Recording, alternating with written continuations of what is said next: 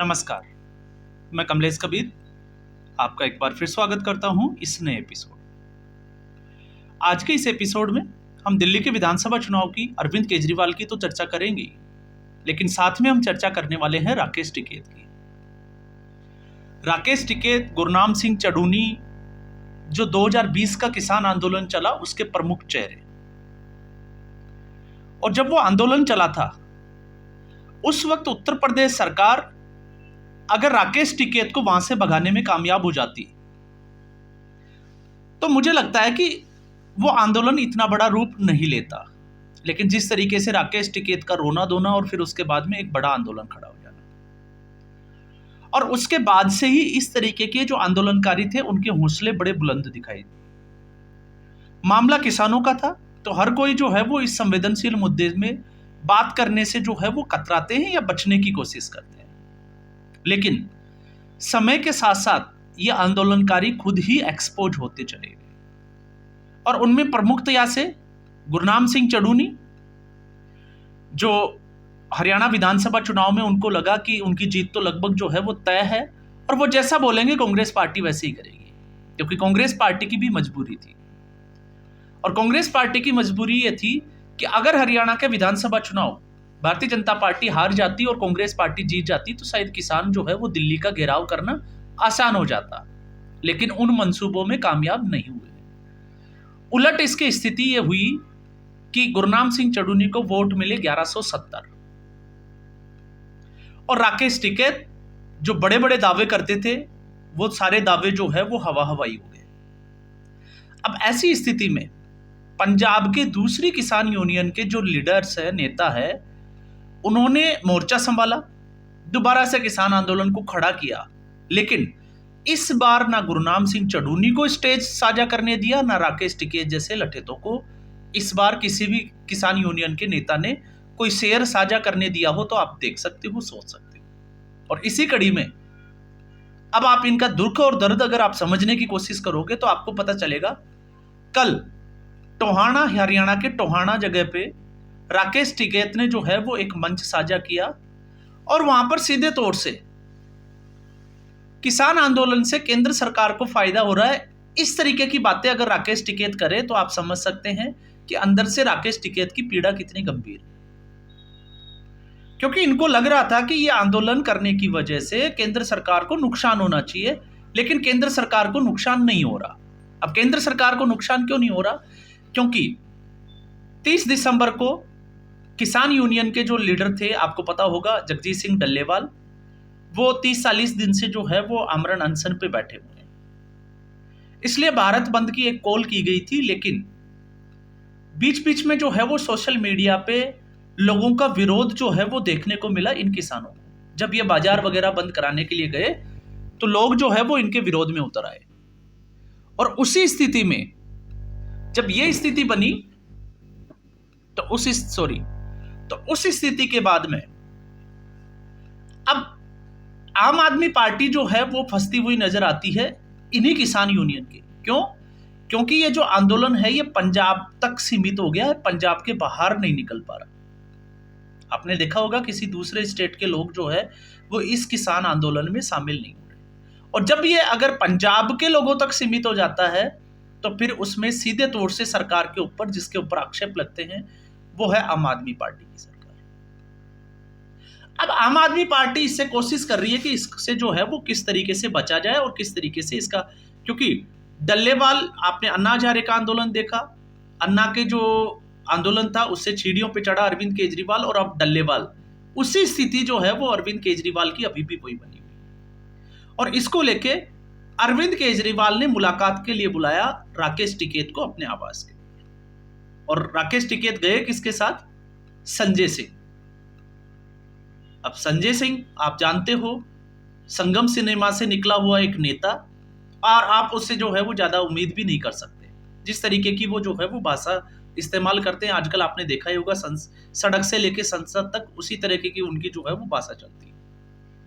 अब ऐसी स्थिति में आप सोच के देखिए कि आम आदमी पार्टी के प्रवक्ता के रूप में अगर राकेश टिकैत कोई स्टेटमेंट दे तो आपके समझ में आएगा कि ये किसान आंदोलन है और इन किसान आंदोलनों के तार जो है वो किस तरीके से जुड़े हुए हैं।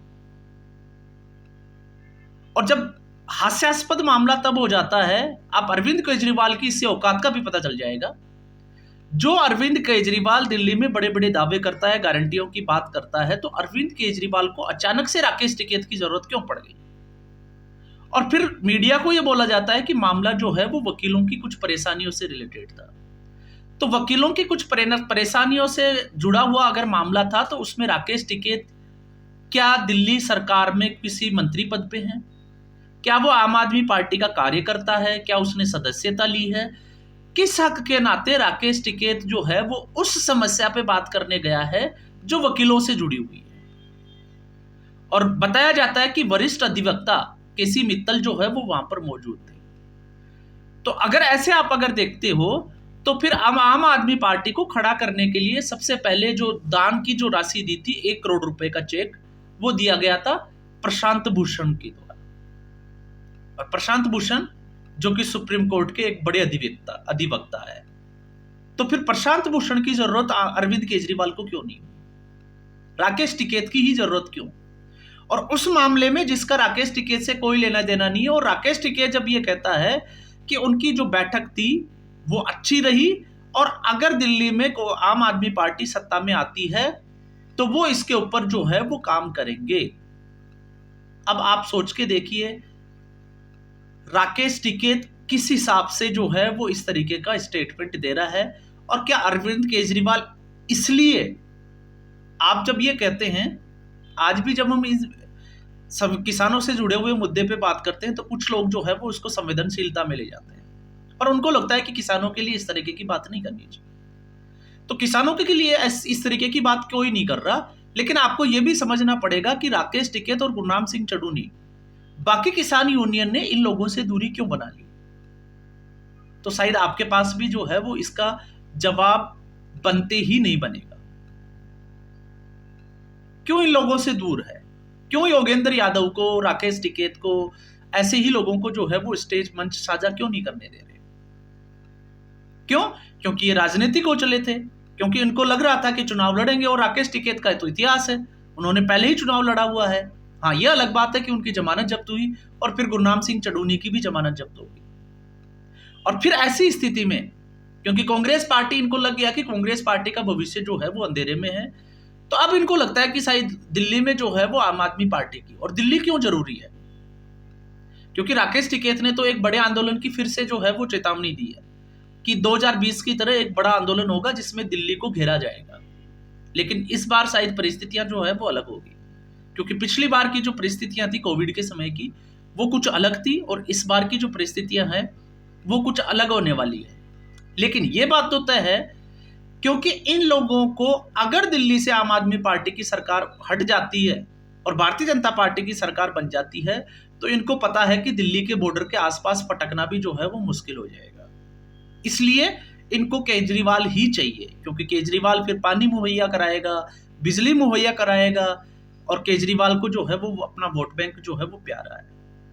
लेकिन इन सब बातों में राकेश टिकैत ने जो इशारा किया, और इशारा ये किया कि जो शंभू बॉर्डर और खनौरी बॉर्डर के ऊपर किसान आंदोलन चल रहा है, उस वजह से सिख समाज में रोष है, पंजाब के लोगों में रोष है।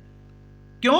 क्योंकि मुसीबतों का सामना जो है वो पंजाब की जनता को करना पड़ता है, और इस बात में जो है वो कोई बुराई भी नहीं है, क्योंकि सारा का सारा जो खामियाजा है वो पंजाब की जनता को ही भुगतना पड़ रहा है। तो आखिरकार मामला जो है वो कहां जाके रुका हुआ है? तो सुप्रीम कोर्ट लगातार आम आदमी पार्टी को कटघरे में खड़ा कर रहा है, आम आदमी पार्टी को जो है वो किसानों के मुद्दे पे फटकार लगा रहा है। और ऐसी स्थिति में अगर ये आंदोलन सिर्फ पंजाब तक ही सीमित रहता है तो इसके नुकसान भी जो है वो पंजाब को ही होने वाले हैं।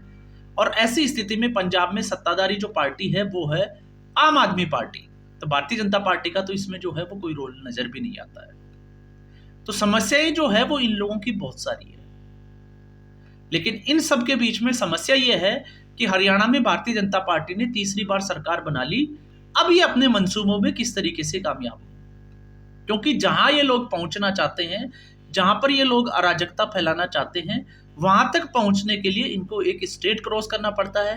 और उत्तर प्रदेश में तो योगी आदित्यनाथ बैठा है और राकेश टिकैत को अच्छे से पता है कि बक्कल जो है वो किसके उतरेंगे वहां पे, क्योंकि योगी आदित्यनाथ ऐसे मामलों में कभी भी जो है वो टॉलरेंट भी नहीं करते। तो अब हरियाणा भी जो है वो इनके हाथ में नहीं है, तो अब राकेश टिकैत बेचारे जो है वो अरविंद केजरीवाल के भरोसे हैं। और अरविंद केजरीवाल जिस तरीके से भारतीय जनता पार्टी और कांग्रेस पार्टी की जो प्रत्याशियों की लिस्ट आई है उसके बाद से अरविंद केजरीवाल को भी पता है कि कुछ इन लोगों का अगर सहारा मिल जाता है और कुछ वोट उनको मिल जाते हैं तो हो सकता है वो सत्ता में बने रहे, वरना उनके हाथ से भी सत्ता जाते हुए दिखाई दे रही है। तो ये परिस्थिति जो है वो अरविंद केजरीवाल की और राकेश टिकैत की, और दोनोों जो है ना घर के हैं ना घाट के हैं, दोनों की स्थिति जो है वो उस धोबी के कुत्ते की तरह है, और इसीलिए दोनों एक दूसरे के साथ जो है वो दुम मिलाते हुए नजर आ रहे हैं। इससे ज्यादा जो है वो इनसे कुछ होने वाला है भी नहीं। और अगर राकेश टिकैत को देखना है तो खनौरी बॉर्डर भी जो है वो किसान बैठे हैं और शंभू बॉर्डर पे भी बैठे हैं, तो राकेश टिकैत मोर्चा क्यों नहीं संभालते? आए और संभाले मोर्चा, लेकिन वो नहीं संभालेंगे क्योंकि उनको पता है कि अगर वो ऐसा करेंगे तो यही किसान आंदोलन में बैठे हुए किसान जो है वो उनको खुद को ही लठ बजाएंगे। तो आज के एपिसोड में बस इतना ही। उम्मीद करूंगा वीडियो एपिसोड आपको पसंद आया होगा। वीडियो को लाइक करें, शेयर करें, चैनल जरूर सब्सक्राइब करें। धन्यवाद।